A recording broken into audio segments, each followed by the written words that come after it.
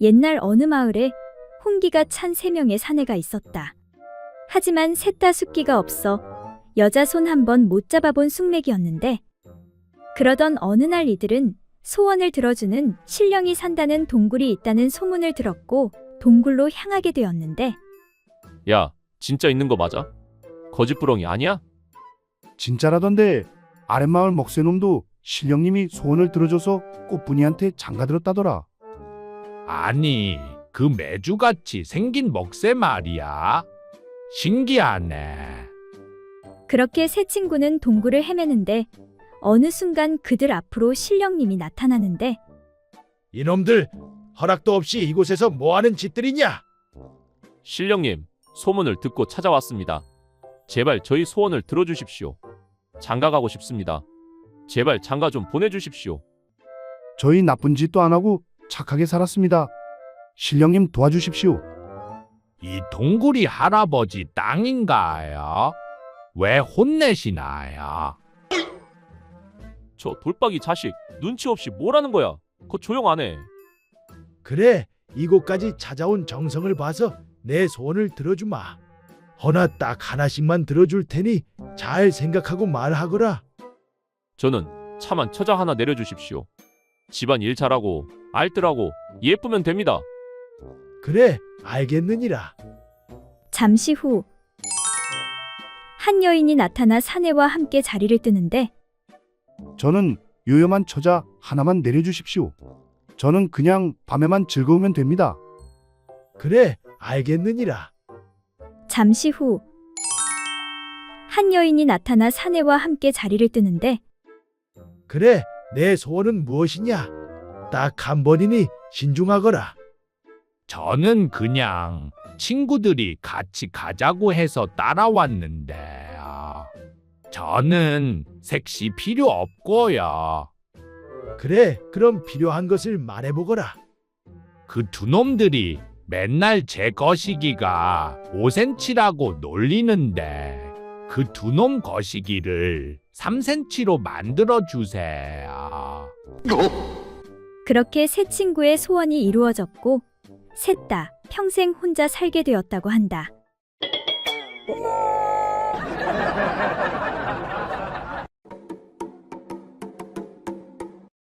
옛날 제주도에 사는 어떤 어부가 많은 돈을 가지고 서울에 와서 여관에 투숙하게 되었다. 그런데 그 여관 주인 부부는 원래 성품이 간악하여 간계를 써서 어부가 가진 돈을 빼앗고자 하였다. 자, 어서 내가 시키는 대로 하시오. 이에 그 처가 나그네가 깊이 잠든 사이에 살짝 들어가 나그네 곁에 눕도록 하였다. 남자 주인은 나그네가 잠이 깰 때를 기다렸다가 짐짓 노발대발하며 큰 소리로 말했다. 야, 이놈아, 너는 남의 아내를 유인하여 그 짓을 하였으니 세상에 이런 사악한 일이 어디 있느냐? 주인 남자는 관가에 고소하겠다고 으름장을 놓고 한편으론 자기 처를 때리니 처가 울며 말했다. 저 나그네가 나를 꿰어 방으로 끌고 가 강제로 나를 덮쳤소. 생각지도 않았던 봉변을 당하게 된 나그네는 자신의 결백을 증명할 방법이 없었다. 그때 주인 남자가 시킨 사람이 와서 말하길. 관가에 고소당하게 되면 돈을 잃고 또 망신을 당하게 되니 지금 곧 돈으로 사과하고 서로 화해하는 것이 어떻겠소? 나그네는 억울하기 그지없어 망설이고 있던 참에 아침나절에 관가에 소환을 당하게 되었다. 나그네는 사또 앞에서 변명할 말이 없던 중 문득 생각나는 것이 있어 말했다. 사또 날이 남녀간에 그 짓을 한 물건에 때가 끼어 있을 수가 있겠사옵니까? 하고 묻자 사또가 어찌 때가 묻어 있을 수가 있겠는고?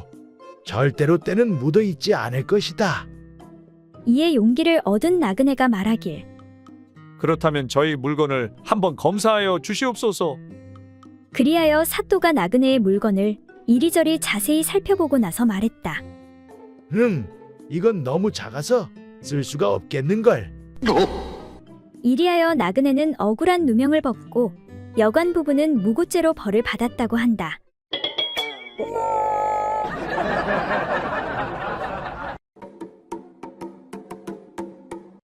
옛날 어느 마을에 색을 밝히는 스님이 있었다. 어느 날 스님은 아랫마을에 갔다가 한 과부를 보고 흑심을 품게 되었다. 아니, 이 마을에 이런 과부가 있었다니. 스님은 어찌저찌하여 과부의 집을 찾아갔다.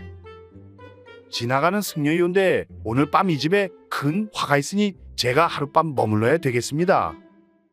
그러하다면 그렇게 하시지요. 그렇게 스님은 말도 안 되는 이유를 대고 과부의 집에서 하루 저녁을 머무르게 되었다. 밤이 깊어지자 스님은 조용히 과부가 자는 방문 앞으로 다가왔다. 달빛이 하얗게 비치는 가운데 한껏 익은 과부의 맨살이 드러나 보였다. 스님은 보기만 해도 정신이 아찔해질 지경이었다. 이제 도저히 어찌할 수가 없구나. 스님은 더 이상 참을 수가 없었다. 그래서 옷을 벗어 바랑에 넣은 다음 그것을 석가래에 걸어놓고 알몸인 채로 천천히 과부의 방으로 기어 들어갔다. 그런데 마침 과부도 잠에서 깨어나 있었다. 여태껏 쭉 스님의 동정을 살피고 있던 과부는 스님이 다가오는 것을 보고 기쁜 나머지 두 손으로 힘껏 끌어안아 넘어뜨려 버렸다. 갑작스런 과부의 행동에 스님은 무척 당황했으며 한편으론 덜컥 겁이 났다. 아이고, 죄송합니다. 그래서 얼른 문 밖으로 허둥지둥 도망치다가 석가래에 걸어둔 바랑을 들고 간다는 것이 그만 새둥지를 들고 주행랑을 치고 말았다. 때마침 먼동이 터오르고 있었고 지나가던 한 행인이 그 광경을 목격하고 말았다.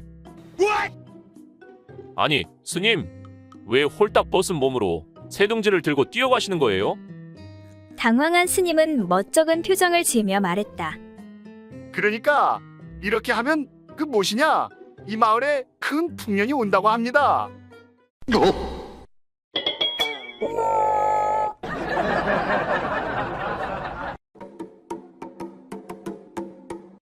옛날 어느 마을에 관에서 잡일을 보던 한 사내가 살고 있었는데 종종 왕래하는 기름장수 여인을 보고 호감을 가지게 되어 기회를 노리고 있었다. 네, 어찌 한번 저 여인을 잡아뜨릴 수 없을까? 그러던 어느 날 집안이 비어 아무도 없는데 그 기름장수 여인이 또 오게 되었다. 이에 사내가 좋은 말로 여인을 유인하여 손을 잡고 방으로 들어가게 되었다. 정말 잘 생각했소. 절대 후회 안 한다니까. 내 극락의 맛을 보여주리다. 그런데 사내의 그 물건이 어찌나 큰지 마치 목침만 하였다. 몇 번 시도 후 여인은 능히 대적할 수가 없어 잔뜩 겁을 먹고 즐거움을 느끼지 못한 채 포기하고 도망가 버렸다. 여인은 그곳이 찢어지는 아픔을 참을 수 없어 여러 날을 쉬며 조리하였다. 그 후 여인은 종종 그 집으로 기름을 팔러 왕래하게 되었는데 그때마다 안주인만 보면 웃음이 나와 참지 못하였다. 이에 안주인이 이상하게 여겨 당신은 근래에 와서 나만 보면 웃는데 그 이유가 무엇이오? 하고 물으니 이에 기름장수 여인이 제가 사실대로 말할 터이니 그러나 죄책을 내리지는 마시오.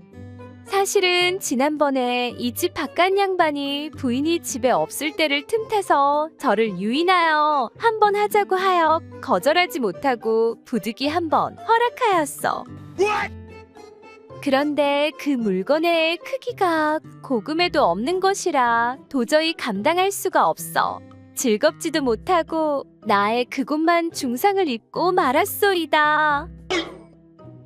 그 후 부인을 볼 때마다 그 일이 생각나 나도 모르게 저절로 웃음이 나온답니다. 그런데 대체 부인은 그 큰 것을 어찌 견디시는지요? 하고 물으니 그 부인이 얼굴을 찡그리며 견디긴 뭘 견딘단 말이오? 그러니 20년째 아직 자식이 없는 것이 아니오?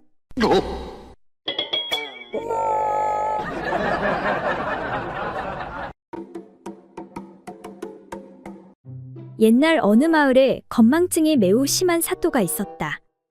이 사또는 오랫동안 일을 거들은 아랫사람들의 이름은 알고 있었지만 몇 년 안 된 사람의 이름은 기억하지 못하였다. 아니, 저 친구 이름이 뭐였지? 어이 자네, 어이 김가야, 이 사람아. 네, 사또 부르셨습니까? 자네가 김가 아니었나? 왜 대답이 없는 게냐? 예, 소인의 성은 홍가에 이름은 삼식입니다. 사또. 아, 그래. 홍삼식이. 자네가 여기서 일한 지가 얼마나 되었지? 한 2년 되었습니다. 그렇구나. 내 다음번에는 꼭 기억하도록 하겠네. 아이고, 갈수록 기억력이 떨어져서 큰일이네. 이에 사또는 매일 이름을 잊어버리는 것이 민망하여 깊이 생각한 끝에 한 가지 계책을 마련하였다. 곧 종이에 홍합을 그려놓고 그것을 보면서 아랫사람의 성씨가 홍씨임을 기억하는 것이었다.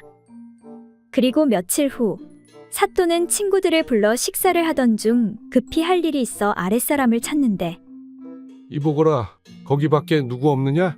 이리 좀 와보거라. 이때 홍가가 나타나는데 예, 부르셨습니까? 응, 그래. 근데 저 친구 성씨가 뭐였지?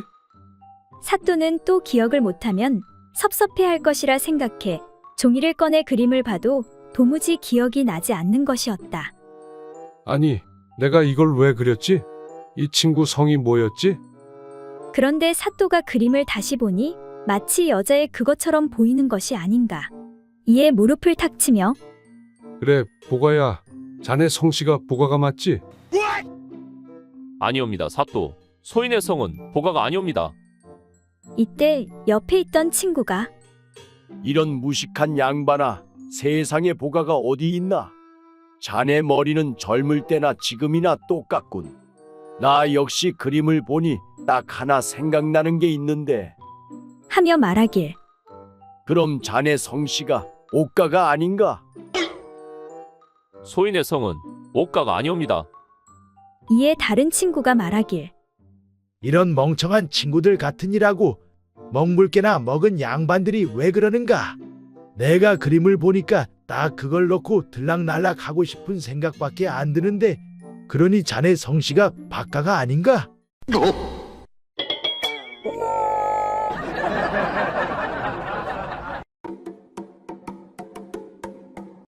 옛날 어느 고을에 한 선비가 살고 있었는데 매번 과거에 응시하였지만 번번이 떨어지고 말았다. 부인 미안하오. 이번에도 떨어진 것 같구려. 서방님, 지금처럼 공부하시면 앞으로도 합격하지 못할 것 같습니다. 그러니 힘드시더라도 산속 암자에 들어가 공부에 매진하도록 하십시오. 난 부인 없인 하루도 못 산단 말이오. 이미 큰 스님께 말씀드렸으니 그리하시지요. 그런데 암자에 들어간 선비는 끓어오르는 욕구를 해결할 수 없어 견딜 수가 없었다. 마누라가 보고 싶어 공부에 집중이 안 되는구나. 그러다 우연히 구멍 뚫린 호박을 보게 되었는데 그 구멍의 모양과 색깔이 꼭 여자의 그것과 같아 보였다. 그리하여 선비는 욕구가 생길 때마다 남몰래 호박에 자신의 물건을 집어넣고 즐기고 난 뒤 의자 밑에 감추어 두었다. 그런데 비밀은 없는 법. 한 번씩 암자를 찾아오는 선비의 큰 조카가 이러한 사실을 눈치채고 있었다. 어느 날 선비를 찾아온 조카가 작은아버지, 공부는 잘 되시는지요? 이번에는 꼭 과거에 합격하셔야 하는데 말입니다.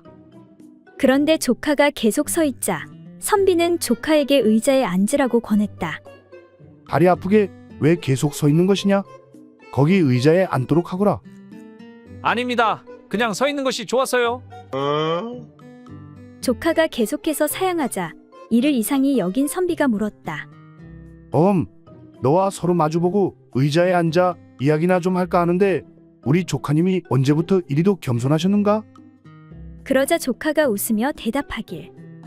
그것이 비록 채소의 한 종류이기는 하지만 의자 밑에 아주머니께서 계신데 제가 어찌 감히 그곳에 올라 앉을 수 있겠습니까?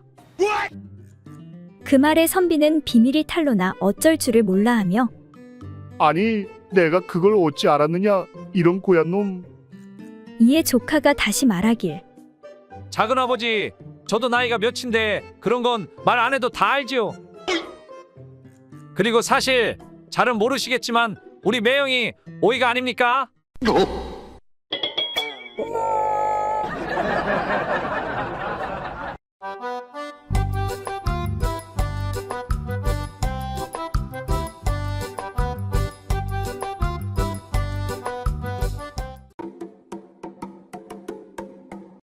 옛날 어느 고을에 평생을 홀로 살아온 돌쇠 할아범이 마을 어귀 정자나무 아래 앉아 있는데 동네 아이들이 몰려와 옛날 이야기를 해달라고 조르기 시작했다. 돌쇠 할아버지, 재미있는 옛날 이야기 해주세요. 그러자 돌쇠 할아범이 조용히 이야기를 하기 시작했다. 얘들아, 옛날에 머슴 돌쇠가 있었는데 그 동네에 처녀 옥순이를 너무너무 사랑했단다. 그래서 그 머슴 돌쇠는 용기를 내어 옥순이에게 무슨 일이 있어도 먹여 살려줄 테니 자기와 혼례를 하자고 청을 했었단다. 그러자 옥순이는 시원하게 승낙을 하지 않고는 2마리의 말과 5마리의 소를 갖고 오면 혼례를 치르겠어요. 라고 말을 했단다. 돌쇠는 그 뜻을 잘 알 수가 없었지만 옥순이의 말대로 2마리의 말과 5마리의 소를 사기 위해 열심히 머슴살이를 하고 부미를 하며 돈을 벌었지만 그럼에도 그런 큰 돈을 모을 수가 없어서 옥순이와 결혼을 하지 못했단다. 결국 그렇게 돌쇠는 혼자 늙어가면서 50년이 흘러 이렇게 할아버지가 되고 말았단다. 그럼에도 아직까지도 돌쇠는 마음속으로 그 여자만을 사랑하고 있지. 할아버지의 이야기가 끝나자 귀 기울이고 있던 아이들이 말하기 시작했다. 할아버지, 제 생각에는 말과 소처럼 힘이 센 짐승 같은 남자가 좋다고 한 것이 아닐까요? 아니야, 그건 아닐 거다. 난 젊었을 적 마을에서 힘이 가장 셌거든. 이에 다른 아이가 어이가 없다는 듯 대수롭지 않게 말했다. 에이 참, 할아버지 2마리의 말이랑 5마리 소면 2말 말고 소 라는 뜻이 아니어요? 이 말에 할아버지는 무릎을 탁 치더니 그래, 그렇구나. 그런 뜻이었구나. 틀림없어. 아이고, 내가 그걸 왜 몰랐을까? 벌써 50년이나 흘러버렸구나. 아이고, 아이고. 그때 옆에 있던 또 다른 아이가 말했다. 아, 그러니까 옥순 할멈이 말하던 멍청이가 바로 할아버지였군요.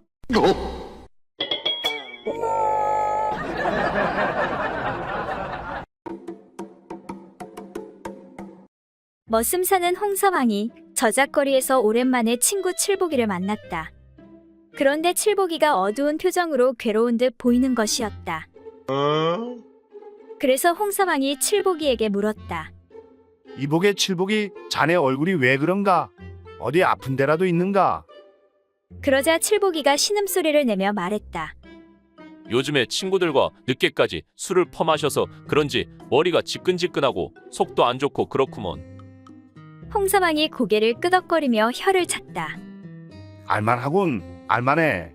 사실은 나도 한두 번씩 그런 경험이 있으니까 말이야. 그래, 그렇군. 그런데 자네는 그럴 때마다 어떻게 하는가? 그러자 홍서방이 씩 웃으며 말했다. 어떻게 하긴, 난 그럴 때마다 말이야. 아내와 한바탕 그 짓거리를 하는 거야. 그러고 나면 신기하게도 두통이고 뭐고 싹 다 사라진다니까. 그래, 그거 정말 신기하구먼 그려. 칠복이가 황당하다는 듯 말했다. 그러니까 자네도 어디 한번 해보게나. 정말 두통이고 뭐고 싹 다 사라진다니까. 알겠네, 알겠어. 내 머리가 너무 아픈 것이 무슨 짓이라도 당장 해야 하겠구먼. 그 말을 들은 칠복이는 고개를 끄덕이며 자리를 떠났다. 그리고 잠시 시간이 흐른 다음 칠복이가 휘파람을 불며 홍서방 앞에 다시 나타났다. 홍서방이 칠복이에게 물었다. 자네 잠깐 사이에 얼굴이 많이 좋아졌네 그려. 그래, 어떤가? 내가 알려준 방법대로 하니 효과가 있었던 모양이군. 그렇지? 그 말에 칠복이가 웃으며 대답했다. 정말 놀랐네 그려. 감쪽같이 두통이 나아버렸다니까. 그런데 말이야, 자네 집 언제 옆으로 이사했나? 자네 집 찾는데 애 좀 먹었네 그려.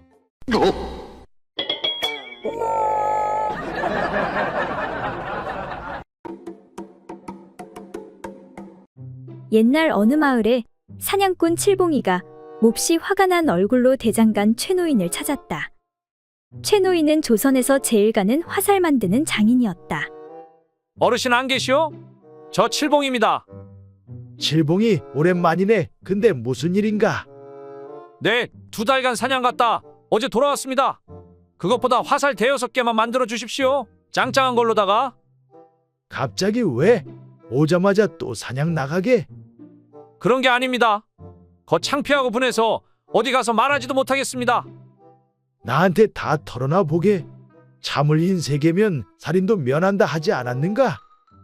아, 글쎄, 사냥 갔다 집에 와보니 제 친구 팔구가 우리 집 안방에서 제 마누라랑 놀아나고 있지 뭡니까? 이런 몹쓸 친구구만.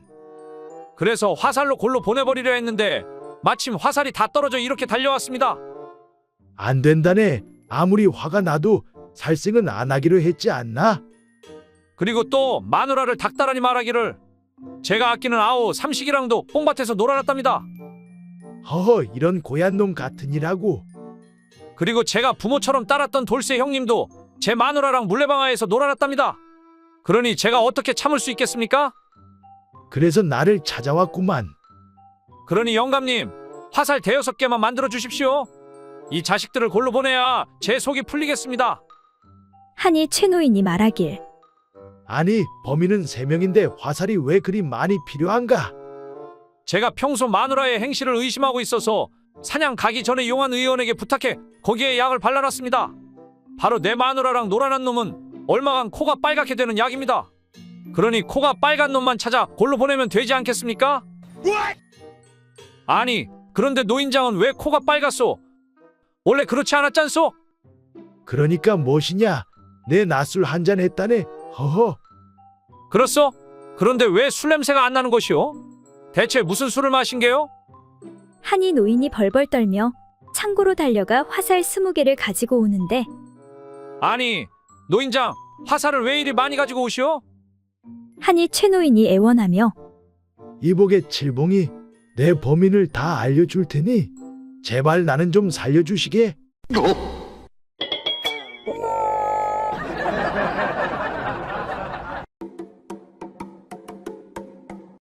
옛날 어떤 의원이 부인과 아들, 딸 2남매를 낳고 화목하게 살고 있었다. 그런데 어느 날 어떤 집의 아들을 잘못 치료하여 그만 그 집 아들이 죽고 말았다. 그래서 하는 수없이 그 보상으로 자신의 아들을 내어주고 말았다. 그리고 얼마 후 다시 어떤 집의 여자 아이를 치료하다 약을 잘못 써 아이가 죽고 말아 이번에도 자기 딸을 내어주고 말았다.